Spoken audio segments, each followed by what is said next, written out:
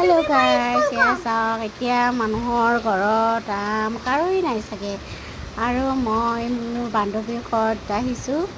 আৰু চাওকচোন ইমান ধুনীয়া আমবোৰ গছত লাগি আছে। গছডাল বেছি ডাঙৰ নহয়, সেয়ে ভাবিলোঁ কেঁচা আম তাৰে মাজত টেঙা টেঙা অলপমান ভৰ্তা বনাই খাওঁ আৰু সেয়েহে 2-3টামান আম গছৰ পৰা ছিঙিলোঁ। আৰু সিহঁতৰ ঘৰত আৰু মধুৰিআমো আছে, মধুৰিআমৰ গছো আছে। সেয়েহে ভাবিলোঁ আজি কেইটামান ছিঙি পেলাই ধুনীয়াকৈ খাওঁ আৰু ফ্ৰুট চালাড টাইপৰ বনাই। আৰু এয়া চাওক মই ধুনীয়াকৈ মধুৰিআমো ছিঙিলোঁ, আমো ছিঙিলোঁ। গছটো বেছি ডাঙৰ নহয়, গছটো সৰুৱেই কিন্তু ওচৰতে আছে, তো মই লাখুটিৰ দৰকাৰেই নহ'লে মই হাতেৰে ছিঙিলোঁ।